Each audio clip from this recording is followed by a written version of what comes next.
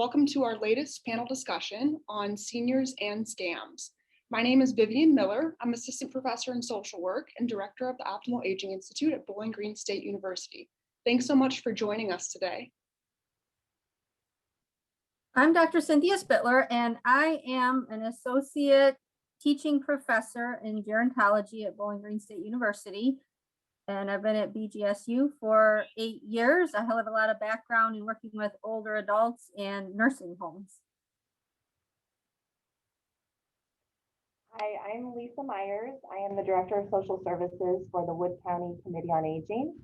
And I have been with we essentially are the senior centers of Wood County, and I've been here for going on 13 years. I'm also a social worker by trade. Hi, I'm Maureen Veit, and I am with Wood County Adult Protective Services, which is housed in Wood County Job and Family Services. I've been doing adult protective for Wood County for 23 and a half years.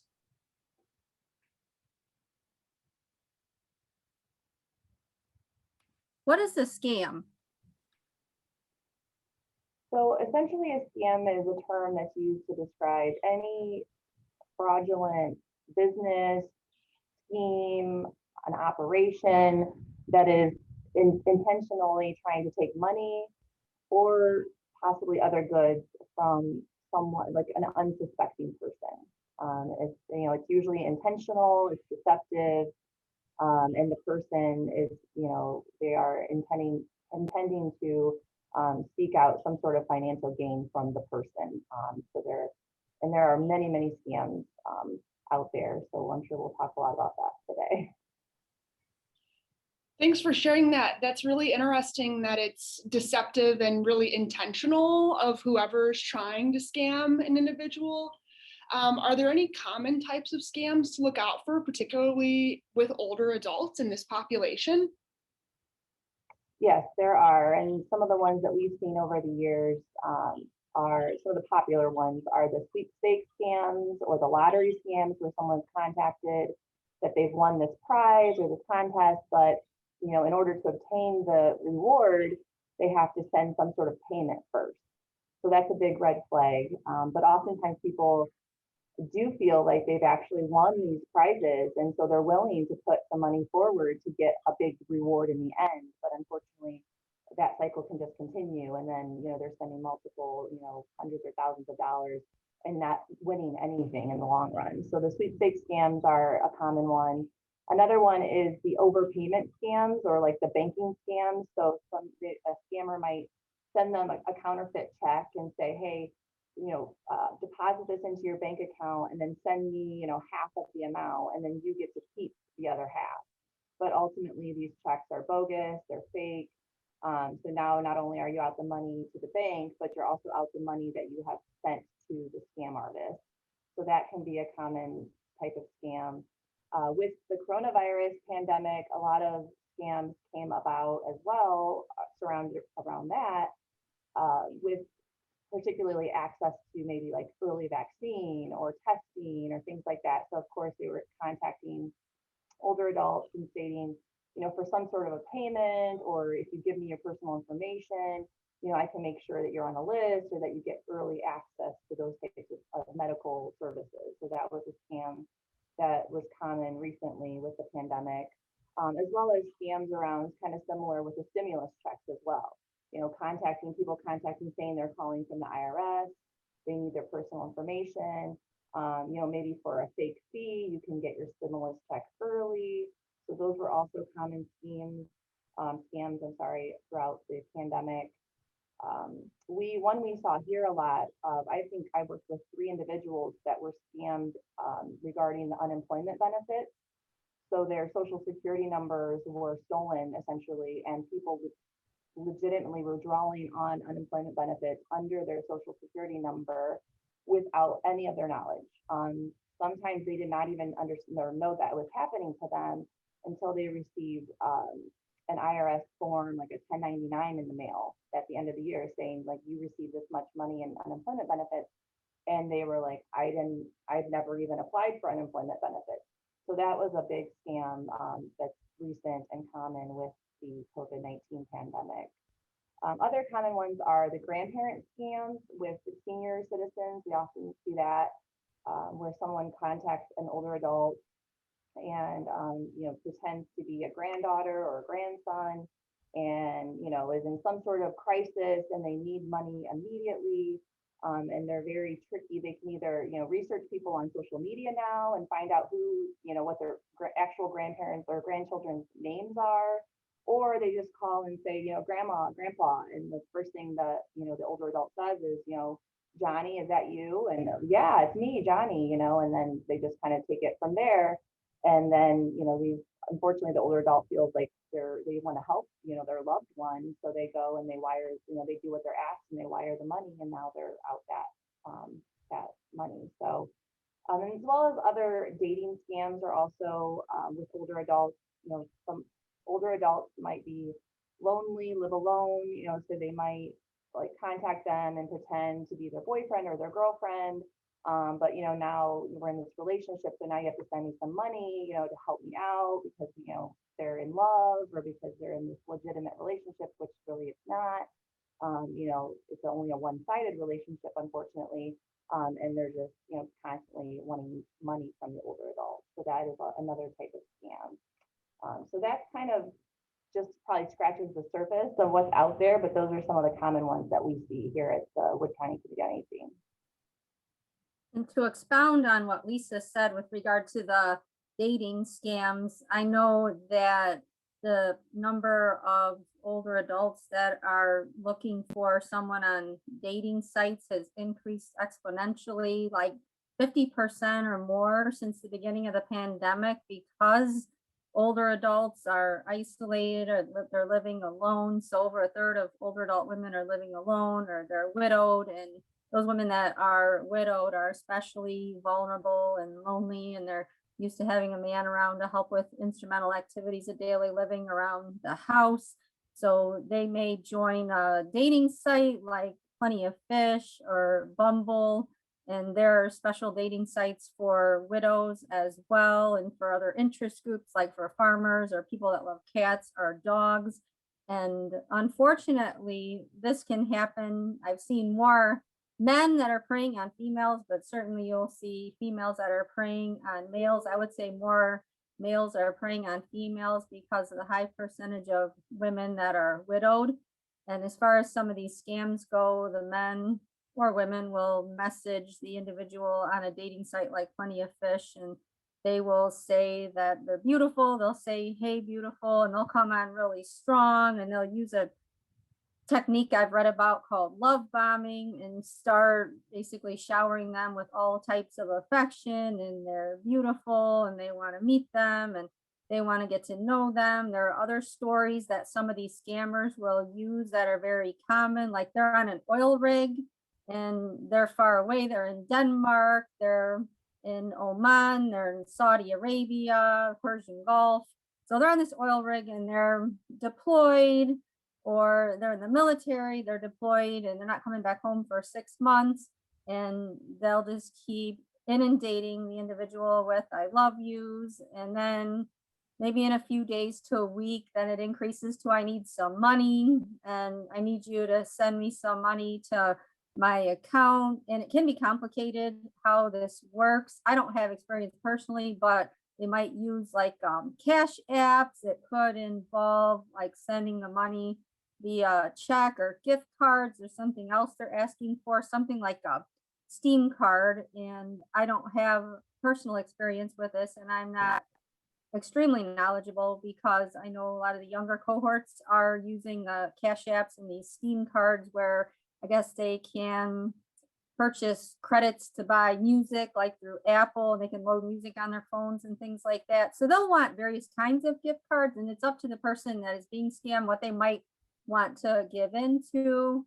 And they might submit to mailing cash if they're giving an address, or mailing a check, or buying some things for them on a credit card, or they might have a cash app perhaps, or they'll send them gift cards, or they'll transfer money like on Apple Pay or Google Pay or something of that effect. So again, like what Lisa had said at the beginning, it's fraudulent, and a lot of times it's involving money. And a lot of these scams are often power plays as well. If we're talking about women and men that might exert some type of power over the women when it comes to dating. And they'll get the women to submit to them by saying how much they love them, and showering them with that love and affection is going to make the woman feel really good. She feels needed, she feels wanted after being widowed, isolated, alone, especially during the last almost year and a half of the coronavirus pandemic. So they're communicating the dating app, and then maybe it'll involve change of phone numbers. So they may exchange phone numbers, and something else that can happen, exchange of bank account information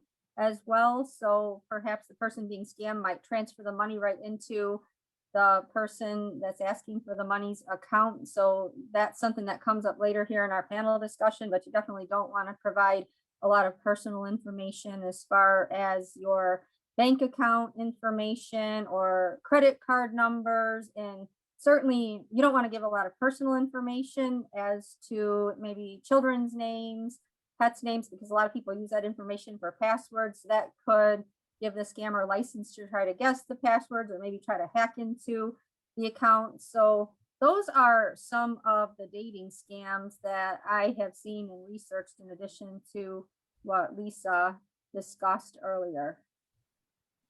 Thanks for sharing that, Cynthia and Lisa. It sounds a lot like these scams can begin what appears to be innocently, and particularly targeting, vulnerable, whether it's somebody who's lonely or somebody who wants attention from someone. It may begin and appear just really innocently, or like a grandkid or a potential partner.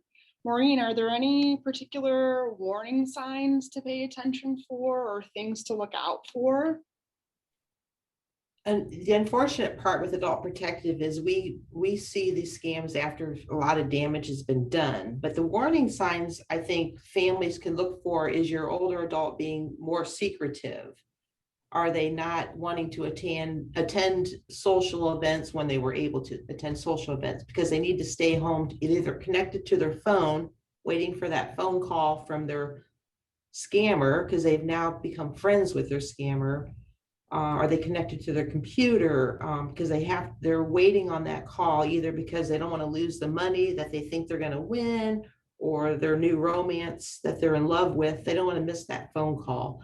So they become more secretive, start actually isolating themselves more from family and friends. And then what we see then in the later stages is they don't have enough money to pay for their utilities, for food, for medicine, because they've given their money away. And I want to add that older adults have become more savvy with social media and computers and such, but I have actually sat with an older adult and listened to their scammer who was on the phone actually talking to them, and they didn't know I was there. I had it on speakerphone, and that scammer was instructing them how to do things. Like, how do you get an iTunes card and then get that card for $500, come back and give me that number. So older adults who might not be real savvy, these scammers are talking them through the process on how to get the money. So they don't necessarily know how to use some of these apps to transfer money, but these scammers will walk them through that process until they are able to access the money. So it's very difficult to keep up with the scammers. Yeah, so I think more isolation for the older adults is a definite warning sign, and then in the later stages, they just don't have money for their own needs. That's really astounding. So these scammers are coming up with new ways every day to defraud people, basically. You can't keep up with it. And I know I'm I've sure had not up on scammers. like any of this. I'm not up on like using cash apps or like buying these iTunes cards online. And I'm a person that likes to go to the store and shop and do my own transactions. I don't order online because I suppose somebody could hack into your account. I suppose if you're ordering through the internet, and I'm pretty cynical about things. So I'm always trying to be on the lookout and keep my attention peaked for what's someone going to do to possibly exploit me or steal my money or get into my account or hack into my account or whatever. So it's just really scary thinking about all the different ways that they can defraud people using social media and the internet, and that they're going to walk an unknowing, trusting person that's lonely and they're falling, like I said, to the prey. Basically, they're succumbing to it. So what are some ways that someone can protect themselves? Boy, and I wish I had that answer.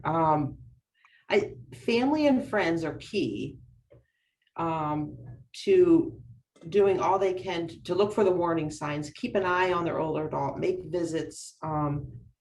If you suspect something, sometimes if an outsider comes in to talk with the older adult, it makes a difference. Sometimes family members will talk to their senior and the senior will blow them off because the senior wants to have a life outside of their family, hence they're talking to these scammers. So sometimes even with adult protective services coming in, the older adult might listen to what we have to say rather than a family member. That's really interesting. Mm-hmm. And it's difficult because these scammers they'll bombard these seniors 10 calls a day, 20 calls a day. They are their new best friend. And when we walk in, you're trying to take my new best friend away from me. And I've invested all this money into this friend that I'm going to have a big return. And you're trying to take that away from me. So it's rather scary. To my job at the point when I come in, my goal is to stop the communication between the scammer. The damage has been done. By the time we get it, the damage is done.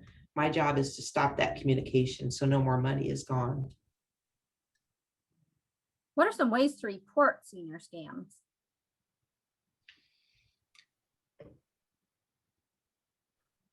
Well, I would say if a family member wants to do it on their own, the unfortunate thing is if you report it, like the Federal Trade Commission, you can go online, Federal Trade Commission, and report scams. You can call them and report scams.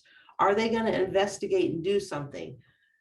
They're collecting information for the larger picture, but that information has to get to them. So I'm always telling my older adults, once I get out there and get called, I'm saying we need to do a report to the Federal Trade Commission because they need this information. On a larger level, that's where you see these large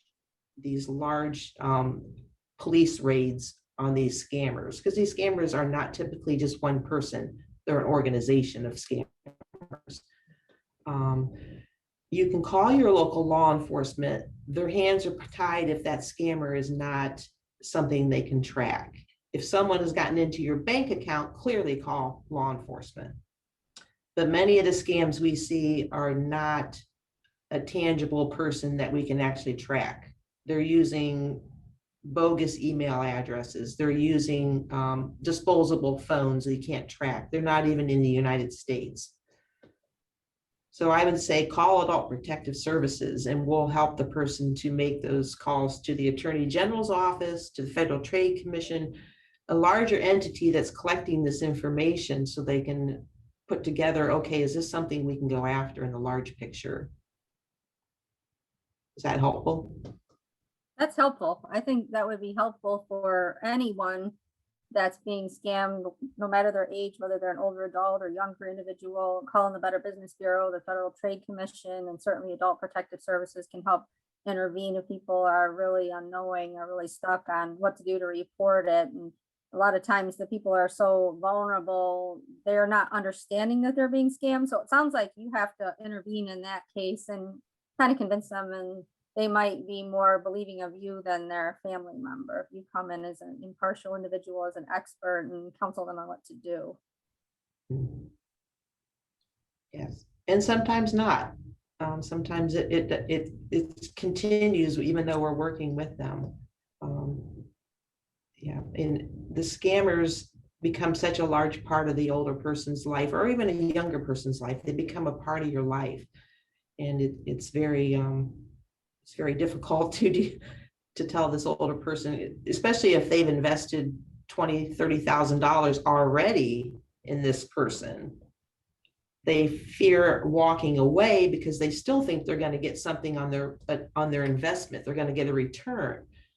So if I've seen it, I've seen people invest $36,000 in a scammer, and why I can't stop communicating with them because I'm going to lose my return. They're not going to come and marry me. They're not going to give me the prize. They're not going to give me the return on my investment. I wasted all this money. I've got to stay in this. I also think too, with people that are victims of scams, maybe even if they do finally realize that they're being scammed, there's a lot of shame and a lot of embarrassment around it. So then they keep it secretive and hide it from their families. They don't want them to know that they've been a victim. But anybody could really be a victim. These scammers are very, very good at what they do and at convincing people of using intimidation, if possible, to get people to do what they want. So there is, as far as the victims of the scammers go, there's a lot of shame and embarrassment around it, once they realize that they've kind of been taken for their money. Okay. Are there any resources out there available for older adults? I know you mentioned, reaching out to the FTC or to APS. Are there any other resources available to older adults if they do, come to terms with, oh my gosh, I have been involved in this? Any local or national resources on tips to look out for this, protect yourself from this, anything like that? Well, I know here at the senior centers, we try to provide a lot of education. So oftentimes people will contact us and let us know like what is going on in the area, or like if a senior received a call locally, they'll call and tell us so that we can at least get that information out, maybe make announcements at our senior centers, put it on our Facebook page, so they, hey, just a heads up that this scam's going around, because I think education is key. But yeah, as Maureen said, the Federal Trade Commission is a resource. Also, the Ohio Attorney General's office, you can report scams as well. There is another resource just to kind of protect yourself and make sure that no one's fraudulently using your information. Is there's the free annual credit report that you can obtain. Just make sure it's from the legitimate source, and because again, people have tried to scam that. So make sure you do your research on that. And then, lastly, there's like the do not call registry, which some, clients say works and some say that it doesn't, but at least, it's worth a try to put your number out there so that people don't hopefully call you to get your information. But also I wanted to add like just some red flags, things to look out for to know if it's a scam or not. Is the number one thing is the people have contacted you. You have not contacted the entity. So like if someone's calling you saying they're calling from Medicare, they're calling you from Social Security, typically those places aren't going to be calling you. So we always recommend, hang up the phone and say, I will call you back on the number that I have for Medicare or on the number I have for Social Security. So that's a big red flag. Also, like we've mentioned, anytime you have to pay a fee first to get your reward or your prize. And then also, like we've mentioned too, the gift cards, any kind of payment in gift cards is not going to be legitimate payment. And then also, they do use this intimidation. They, anytime that someone says you're going to be arrested if you don't send the money, or if we're going to show up at your house if you don't do what we say, any kind of that use of intimidation, or also like that push to act immediately. So like you need to act now to get this offer or to take advantage of this, that those types of things are all big red flags that we try to educate our seniors on.